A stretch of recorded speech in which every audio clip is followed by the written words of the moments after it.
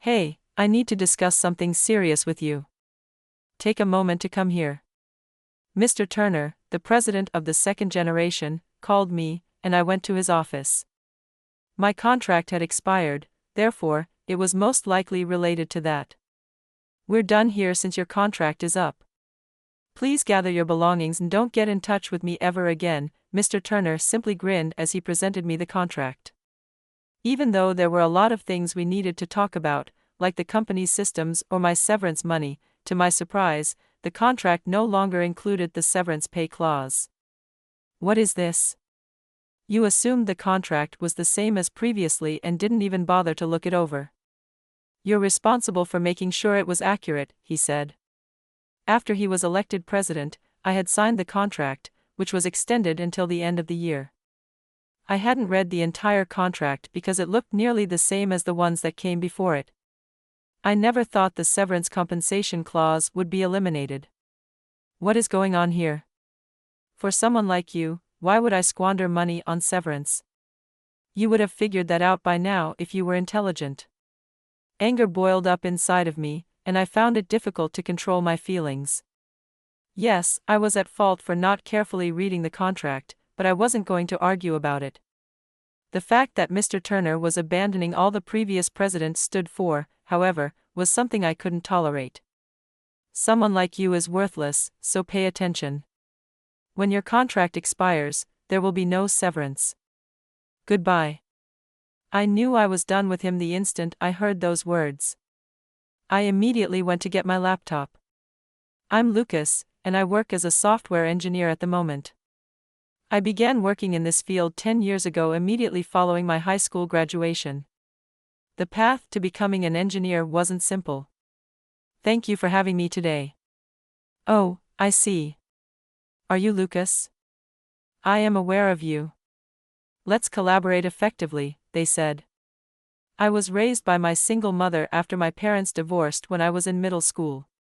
My father had been in charge of all the money, so when he left, he took everything with him.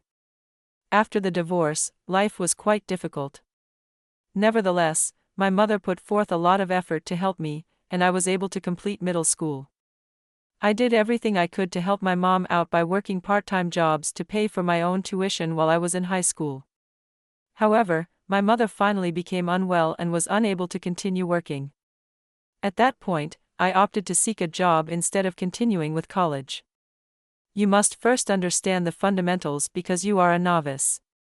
There are several things to keep in mind, such as writing code that is efficient. You'll quickly be given responsibility if you put in the effort. Yes, sir. I progressively acquired the skills and information required to be an engineer under the direction of my senior, Mark.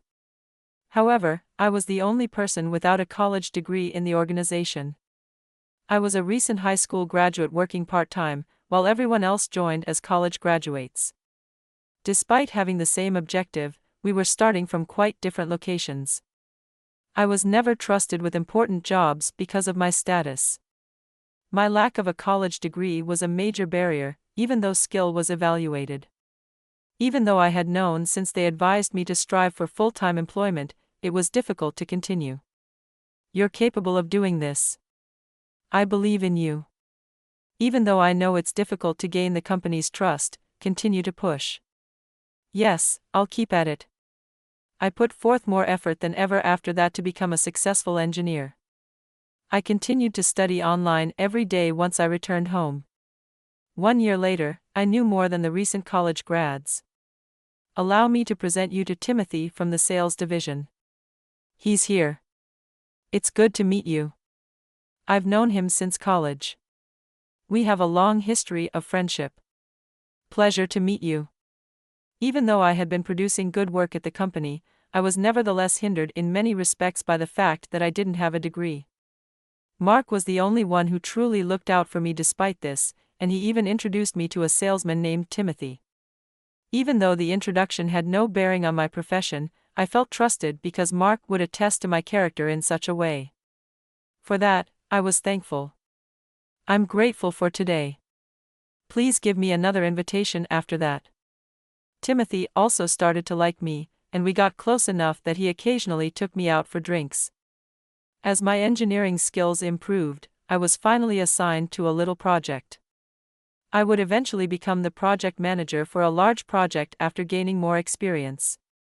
That was the objective at the moment. Timothy once again asked me out for drinks after work. I appreciate you coming out this evening. I won't be able to go out drinking for a while because I'm probably going to get pretty busy shortly. Are you busy? Is a new project in the works? The project isn't particularly new. I am becoming self-sufficient. I'm watching my own business. However, it's still a long way off. I had never heard of it before, so I was utterly taken aback when Timothy said this with a broad smile. I knew he did an excellent job. He was relatively young but had a respectable job and led a comfortable life. It implied that he was most likely earning a solid living, but he never gave any sign of becoming self-sufficient. You're going independent? I asked. Yes, he said. I didn't want to go on poor terms because I owe this organization a lot for caring for me and treating me nicely. For this reason, I've been carefully speaking with them to make sure the leaving goes smoothly. I understand. That's amazing. I was impressed and startled at the same time because I had never considered becoming independent. Timothy was thinking about the business that had helped him, not just about himself. That may be expected of any professional, but his success was likely largely due to his careful handling of everything and his avoidance of causing controversy. Timothy then went into further depth about his intentions. He intended to start an internet retail company using the contacts he had made. That sounds fantastic. I wish you luck. However, I still have a long way to go. I have a lot of work to do before I'm prepared since it will take that long to get ready. I want to work on it alone for the first year after I quit the company. Couldn't you set things up to run smoothly and then leave the company later? I can't balance running a side business with the work I'm now responsible for. Furthermore, it wouldn't be considerate to the business. Everyone around him admired and liked him because of his genuineness. That's what I really thought. We had a great time at our large celebration that evening. However, after listening to Timothy's experience, I also began to consider becoming self-sufficient.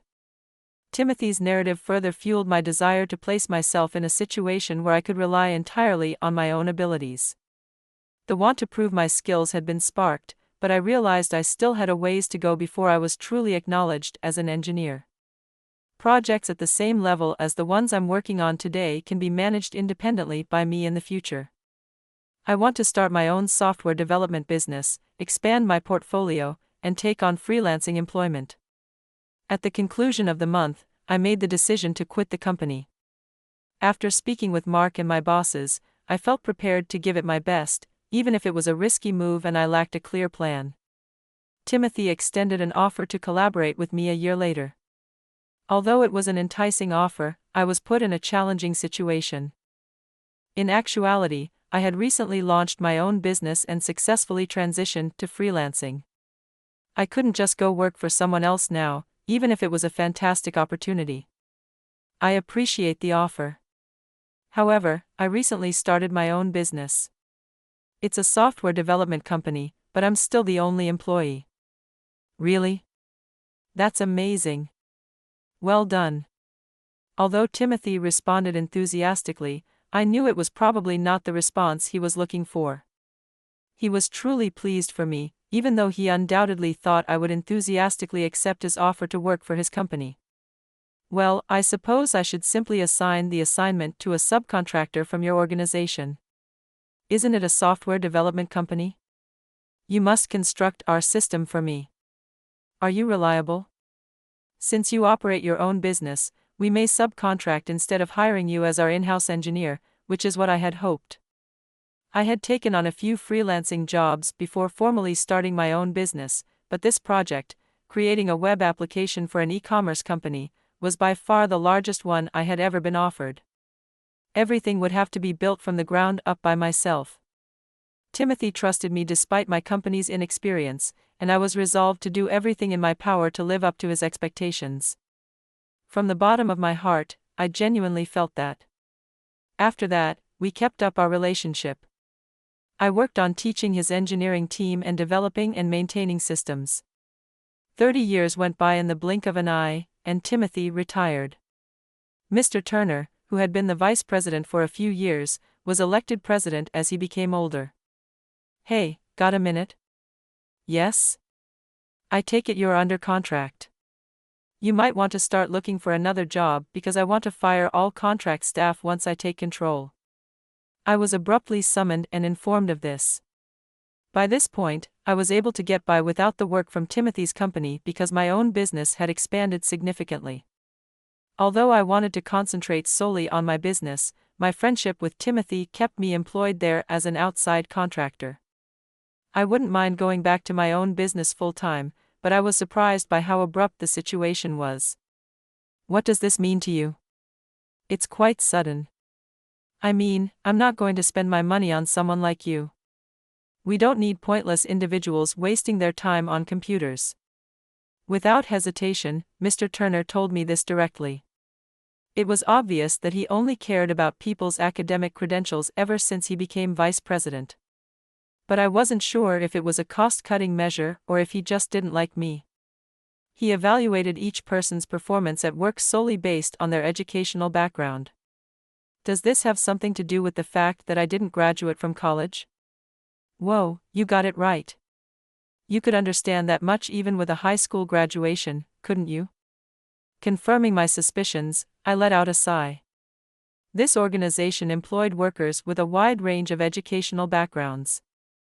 Some had only completed high school, while others had attended vocational schools or lower-ranked institutions. Some had even completed middle school. Timothy had always made hiring decisions without considering an applicant's level of schooling. In the modern world, you can learn a variety of talents on your own. Mr. Turner held higher education in high regard and didn't realize that a person's value isn't determined by their college degree, probably because of his own academic success. But I couldn't help but sigh once again. Are you firing me right now? No, I'm not really that cold. Your contract will be extended until the end of the year by me. All right. Don't forget to find another job after that. Was this how he showed kindness? Nevertheless, I had invested 30 years in this business. The company was considerably larger than mine because Timothy always prioritized its expansion. But I had managed my own business and supported the corporation. It may sound conceited, but I had given Timothy my time and experience in return for all that he had done for me. And now Mr. Turner was severing me entirely without knowing any of that. Realizing that complaining would not change anything, I sighed deeply and resolved to give it my all until the conclusion of my contract. But hey, why don't you go clean the bathroom or something? What? Cleaning the bathroom? You mean? That's basically all you can do as a useless person. Get to work. The president has given you the command. Not only did Mr. Turner harass me, but he harassed every employee who was going to be fired. In addition to being constantly lectured, we were made to perform duties that were outside the scope of our jobs, such as cleaning the restrooms. It went on and on. I kept working on the tasks assigned to me despite the surroundings. Of course, I could have resigned immediately, but I didn't want to upset the other workers or the business. Thank you for your help today. Not at all. Please get in touch if you have any other inquiries. My last day eventually arrived, but I continued to work until the end of the year. Hey, I need to discuss something with you. Take a moment to come here. Mr. Turner called me in, and I went to his office. Most likely, it had to do with my contract expiring. We're done here since your contract is up. Don't ever call me again, and pack away your belongings. It was his arrogant demeanor that left me speechless. How could Mr. Turner have been thinking like this? We still had issues to talk about, such as the system I worked on and severance money. There couldn't just be a simple goodbye. What are you talking about? We must talk about the system and severance. You worthless idiot. You won't receive a single dime of severance. Give up attempting to drain the resources of this business. I wasn't making an unreasonable request. I had been promised severance pay equal to that of a normal employee by Timothy. The contract ought to have made that apparent. Although I didn't require the money, Timothy gave it to me as a token of gratitude. It should be in the contract, the part about severance pay. Are you talking about this contract? Mr. Turner smirked and took out my contract. It appeared to be identical to the one that I had signed every time. With assurance, he said, if you're truly receiving severance, show me where it says that. I looked for the provision in the contract I got from him.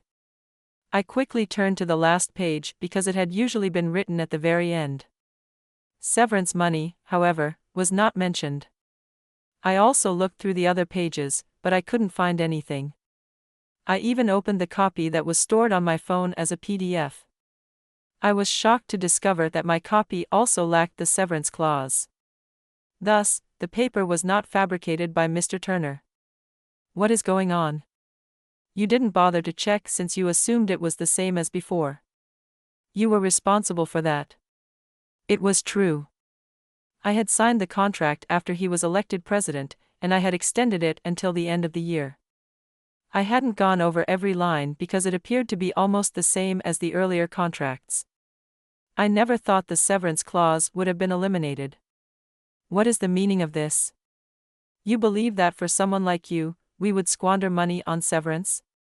You would have figured that out by now if you were intelligent. I had to struggle to control my emotions as anger erupted from the pit of my stomach. Yes, my failure to read the entire contract was my mistake. I wasn't going to debate it, but I couldn't overlook Mr. Turner's blatant disregard for the values Timothy had upheld. Someone like you is worthless, so pay attention.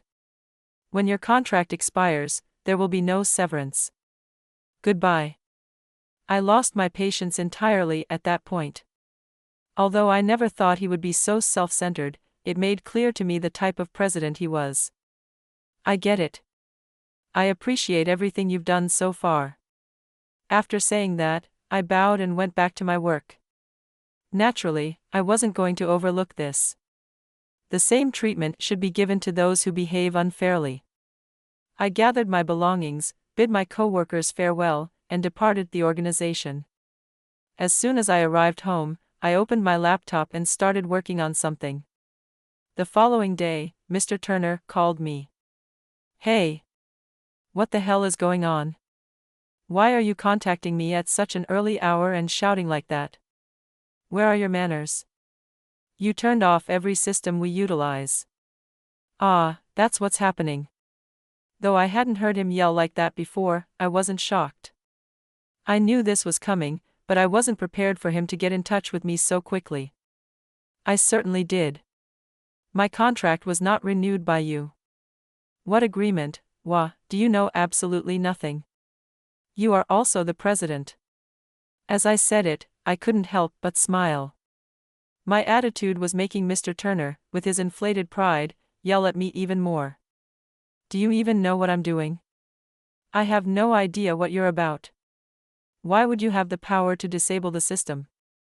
You were always tinkering with it, but no one else was aware of this. How is this possible? Mr. Turner obviously didn't know what I had been doing for the business. When he took over from Timothy, he must have been taught everything, but he either ignored it or forgot it. Now that the company's system was down, he was in a panic. Accounting software and employee management applications were among the impacted systems. At the end of each month, we received a mountain of invoices from our numerous remote workers. This was about to go horribly wrong. Say something. I'm open to renegotiating the contract. As the CEO of the business that created the system, we might even go from the previous usage fee approach to a buyout strategy. You must, of course, first apologize, on your knees. What? I said it clearly. I was aware that there might be repercussions for this, although I had already notified the accounting and management teams. My reputation may suffer if Timothy found out. I was absolutely within my rights to limit access to the system and not renew the contract, but I couldn't help but wonder whether Timothy would be disappointed in me. That thought persisted. Nevertheless, I was unable to overlook Mr. Turner's actions. You've overreached yourself. Get to the office because I'm coming over right now. Later that afternoon, I went to the company because I didn't want to keep the system offline indefinitely. Hey! I've been anticipating your arrival. Let's go to the office of the president. I was shocked to see Timothy in the lobby, waiting for me. He must have hurried to the company after learning of the situation.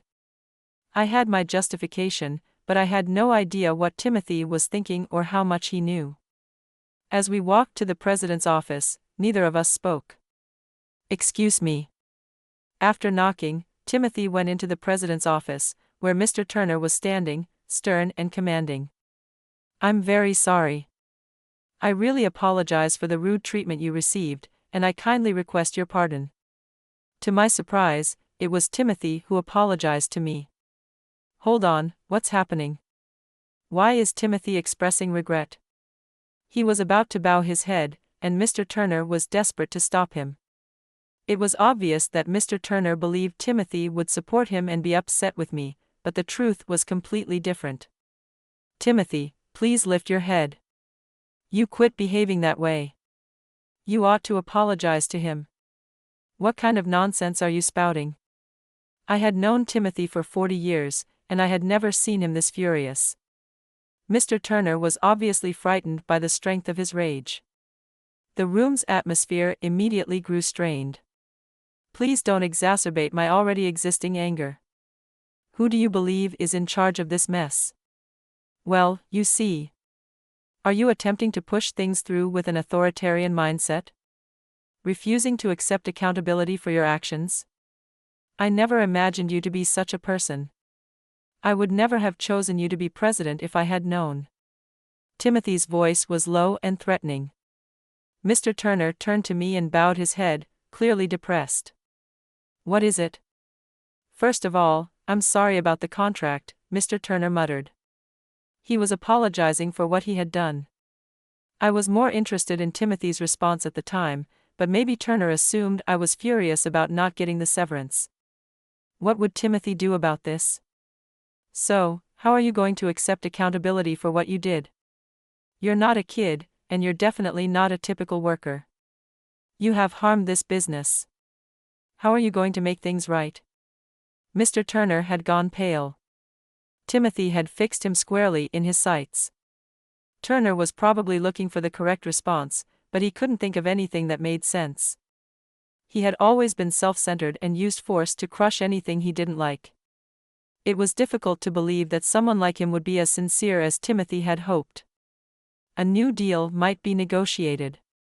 The usage fee will be larger than it was previously, and I'll make sure to offer a higher fee. That's not what I'm talking about.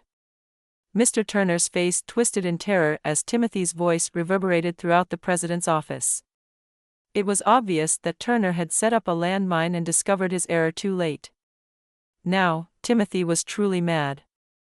Let me be clear, you are dismissed. If you don't realize the seriousness of what you did, I will not let you run this business any longer. What? Surely you must be kidding. Then, Mr. Turner stumbled. Do you believe that jokes are appropriate at this time? Timothy fired back. Your mind must be in the clouds if you genuinely think that. It sounds like your brain is tinier than a microchip. But I heard you despise those who have only completed high school. Timothy's scathing remarks left Mr. Turner utterly stunned. Even I wasn't prepared for Timothy to use the word fired, but it demonstrated how seriously he took this. What you did is completely unforgivable. You abused your authority as president to further your personal agenda rather than the interests of the business. That kind of person has no business managing a company. Wait, please. Are you unable to change your mind? Mr. Turner begged. I can't be fired like this. I acknowledge that what I did was a serious error, but you get it, don't you? You cannot be forgiven for what you did, and I will not pardon you. Accept responsibility and quit this organization. Mr. Turner fell on his knees as Timothy uttered this. He started to weep aloud and bowed down in front of Timothy. In contrast to his customary controlling demeanor, he begged, I'd implore you, will you not pardon me? Do you believe that everything will be resolved by crying and pleading for forgiveness? Act like a man and accept responsibility for your actions. Timothy refused to budge despite Mr. Turner's repeated apologies and intrigues. Then Timothy escorted me into a nearby meeting room and out of the president's office. With a voice full of sadness, Timothy added, "I sincerely apologize for everything that transpired since I appointed him president. I also bear some of the blame for this. I never thought he would become this way. I sincerely apologize." I never held Timothy responsible for any of this because he had already expressed regret to me before we entered the president's office. Although Timothy didn't have to apologize, this was his way of being genuine. "Timothy, you don't have to say sorry. This is not your fault. You don't realize how much you've helped me. This business wouldn't exist as it does now without you. Treating someone like you, a vital member of the team, with such disdain was unacceptable." Timothy's eyes filled with tears as he conveyed his appreciation. "We can use our system for less than a tenth of the typical cost because you constructed it for a fraction of the market price. You devoted your time to training our engineering team as the business expanded. Even our just beginning programming lessons benefit from your assistance. Because of you, this business prospered for 30 years. You were always there for me, even when things got rough for the company or when I was having personal problems. Your presence is the reason we have progressed to this point. I sincerely appreciate it." As he spoke, Timothy held my hand tightly and met my eyes. I was also moved to tears when I saw him in that state. Timothy owed me so much. You introduced me to customers and showed me how to manage a business.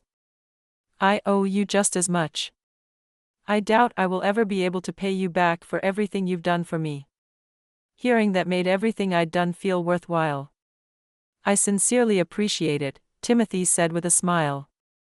And once more, I apologize for all that transpired. Could we keep working together, even though I know I'm not in a position to ask? Timothy appeared remorseful, but I had my response ready. Obviously, I'm excited to collaborate with you once more. We reaffirmed our partnership with a firm handshake. Ultimately, Mr. Turner lost his job and was evicted from the organization. Since Timothy's business was sizable, news of Mr. Turner's swift fall spread both within and outside the sector. It seems he was unable to obtain employment. He now lives alone in obscurity. After losing his job and being deserted by his family, he had wasted most of his earnings over the years, and his ex-wife had seized what little money he had left over as child support. He was obviously leading a horrible life, but it was a fitting finish for someone who had done so much harm. For my part, I've been concentrating on managing my own business while still keeping up my close friendship with Timothy. Now that he is back in his position as president, Timothy is committed to coaching the company's future CEO. He informed me, "I'm taking my time to develop some great talent that we brought in, and they're interested in the president position." That's fantastic. Again, I would love to learn more from you. I have also been considering the possibility that it may soon be time to hand over my business to someone else. When the time comes, I'll have to learn such talents from you. One of the most important things in my life was meeting Timothy. Naturally, I can't claim nothing in life has been simple. There have been difficulties, obstacles, and times when I felt emotionally trapped. However, each time I looked at Timothy, I thought, I want to work as hard as he does. Timothy also had the same opinion of me. We frequently fail to recognize the extent to which we are assisting others because life is unpredictable. For this reason, I think it's critical to have faith in our current course of action. A better tomorrow and future will undoubtedly await you. Unite with those who value you and who value you in return. Live fully and concentrate on the now. This lesson has stuck with me, and I intend to live my life accordingly from now on.